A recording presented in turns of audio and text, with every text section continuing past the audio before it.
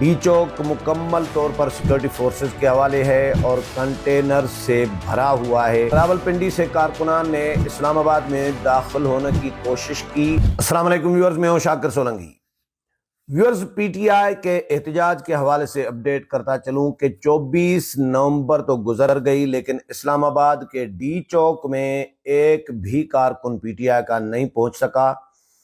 D चौक मुकम्मल तौर पर सिक्योरिटी फोर्सेस के हवाले है और कंटेनर से भरा हुआ है। दर्जनों कंटेनर्स जो हैं डी चौक और इर्द गिर्द में आसपास में रखे गए हैं।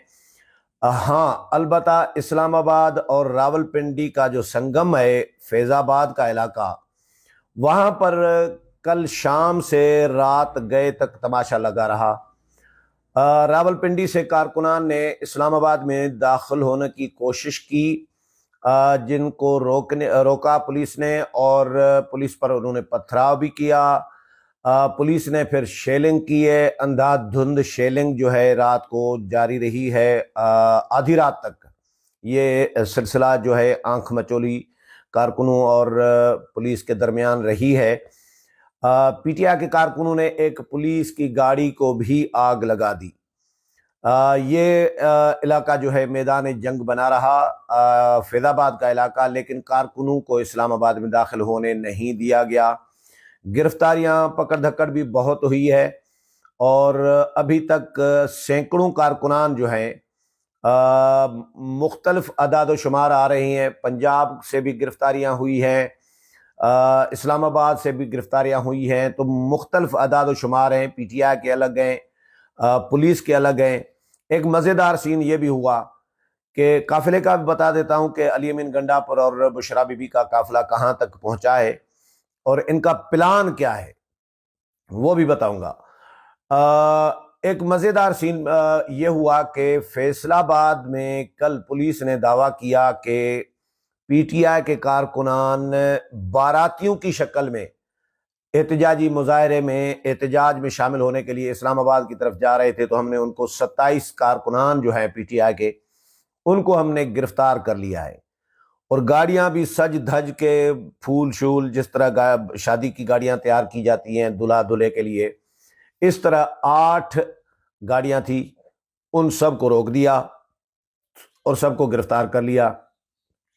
3 घंटे के बाद दूल्हा जो है वो कार्ड लेकर थाने पहुंच गया और उसने कहा कि भैया ये तो मैं दूल्हा हूं भाई, हमारे ये बाराती है, हमारी शादी है, फलां जगह पे शादी है, फलां जगह से फलां जगह हम जा रहे हैं, ये हमारा क्या तल्लुक पीटीआई के साथ, हम कोई एहतजाजी नहीं है, मुजाहिरीन नहीं है, पीटीआई के वर्कर नहीं है, हमारी जनवन बारात है।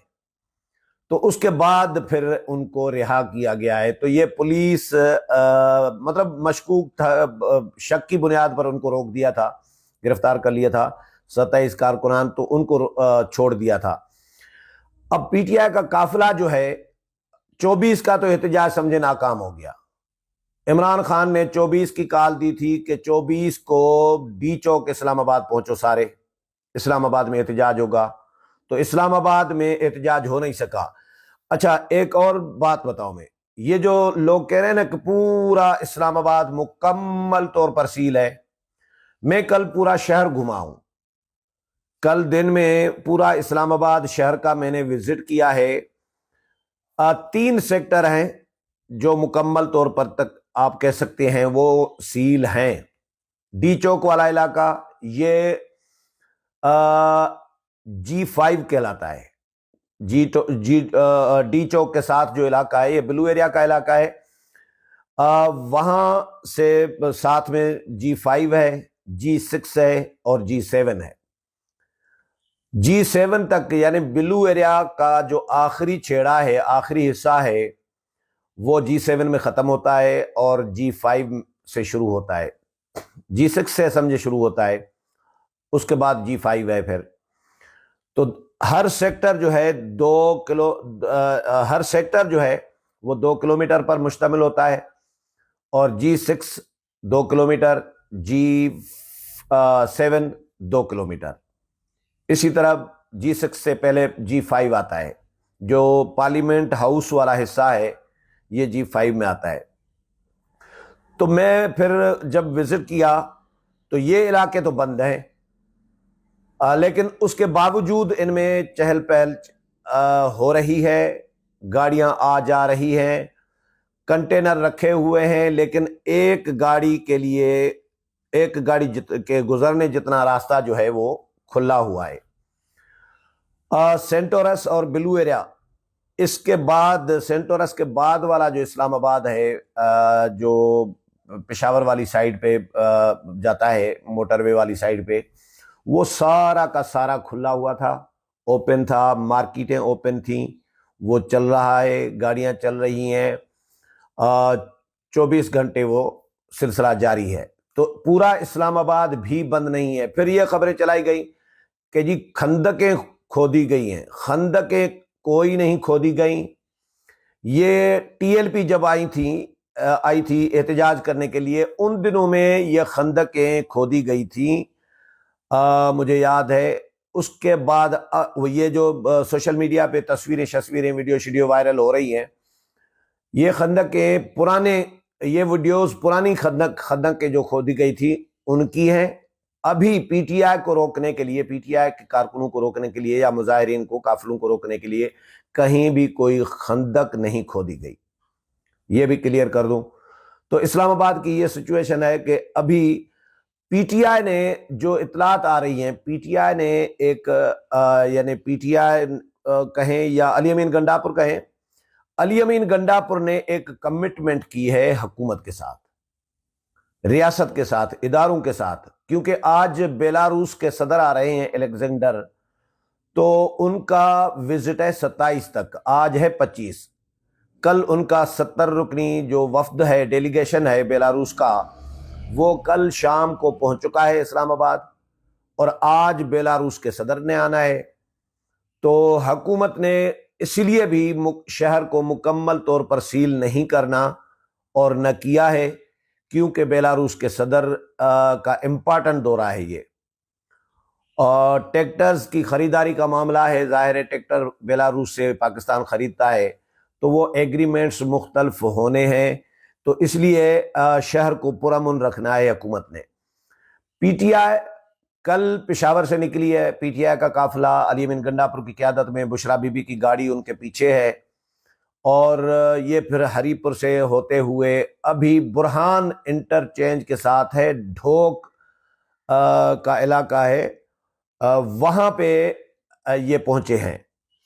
میں علاقے کا نام بتا دیتا ہوں، یہ کچھ دیر پہلے کی اپڈیٹ جو ہے وہ یہ ہے کہ یہ پہنچے ہیں برہان کے علاقے ڈھوک گھر کا علاقہ ہے برہان کے ساتھ، وہاں تک پہنچے ہیں، اور بالکل کچھوے کی چال کے ساتھ آ رہے ہیں، سلو آ رہے ہیں، اور اطلاعات یہ بھی ہیں کہ ان کی سست روی کی وجہ سے، سلو رفتار کی وجہ سے بہت سارے کارکنان جو ہیں وہ تھک کر یا مایوس ہو کر، ڈس اپوائنٹ ہو کر وہ واپس موڑنے لگے ہیں۔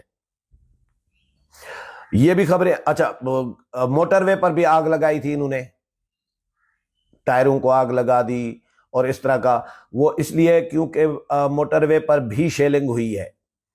یہ جو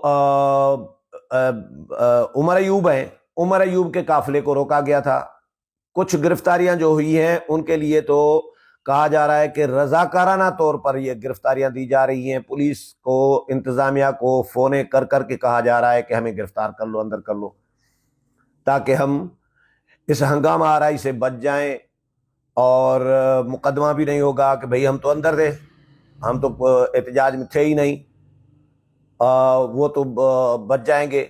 تو یہ بھی کوشش ہے پی ٹی آئی کے بہت سارے رہنماؤں کی، کچھ ہیرو بننے کے چکر میں ہے۔ اچھا عمران خان کی کال ہے تو انکار کون کر سکتا ہے نکلنے سے؟ تو نکلنا بھی مجبوری تھی، علی امین گنڈاپور کی مجبوری یہ تھی کہ بھائی جو عمران خان کی کال پہ نہیں نکلے گا پی ٹی آئی کا رہنما، وہ تو زیرو ہو جائے گا۔ ان کو پتہ ہے کہ عمران خان کے بغیر تو ہم زیرو ہیں، تو اس لیے عمران خان نے کال دی ہے، بغیر مشاورت کے کال دی ہے، کسی سے پوچھا نہیں ہے، کسی سے ڈسکشن نہیں کی، ایسے ہی کال دے دی، کیونکہ اس کو پتا چلا ہوگا کہ بیلاروس کا صدر آ رہا ہے۔ کوئی بھی بیرونی ملک سے یعنی غیر ملکی شخصیت کوئی آئے گی، کسی ملک کا سربراہ آئے گا، وزیر اعظم آئے گا، تو پی ٹی آئی اس طرح کرتی رہے گی، ماضی میں بھی اس طرح کرتی رہی ہے۔ تو عمران خان کو پتا چلا کہ بھائی بیلاروس کے صدر آ رہے ہیں 24 کو، تو 24 کو احتجاج کی کال دے دی، اور یہ 24 کو اچھا علی امین گنڈاپور نے حکومت کے ساتھ، ریاست کے ساتھ، اداروں کے ساتھ جو اطلاعات مل رہی ہے کہ یہ انڈرسٹینڈنگ دی ہے کہ ہم بیلاروس کے صدر کے دورے کو سبوتاج نہیں کریں گے، ہم آئیں گے، اسلام آباد سے باہر رہیں گے، اسلام آباد میں داخل نہیں ہوں گے، ڈی چوک تک ہم 27 تک نہیں آئیں گے، یہ 2-3 دن ہم شگل میلہ لگا کے رکھیں گے، آپ شیلنگ کر لیجئے گا، شیلنگ سے کون سا بندہ مر جاتا ہے، تھوڑی بہت شیلنگ ہوگی، ہم پیچھے ہٹیں گے، یہ ہوگا، اس طرح۔ یہ ایک ڈرامہ ہے، ایک فرینڈلی علی امین گنڈاپور کا عمران خان کی طرف سے سیریس ہے معاملہ۔ عمران خان تو انتشار چاہتے ہیں، عمران خان تو ملک میں افراتفری چاہتے ہیں، ملک میں تصادم چاہتے ہیں، خانہ جنگی چاہتے ہیں، لیکن بشرا بھی ان کے ساتھ ہیں، لیکن پی ٹی آئی کے سارے لیڈرز ایسا نہیں چاہتے۔ علی امین گنڈاپور کیونکہ ان کے لیے یہ تاثر عام ہو چکا ہے کہ وہ اسٹیبلشمنٹ کے آدمی ہے، وہ اسٹیبلشمنٹ کی مرضی کے بغیر ایک کوئی کام نہیں کرتے۔ عمران خان کو بھی راضی رکھا ہوا ہے، اسٹیبلشمنٹ کو بھی راضی رکھا ہوا ہے، دونوں طرف 2 کشتیوں میں وہ سوار ہیں اس وقت علی امین گنڈاپور۔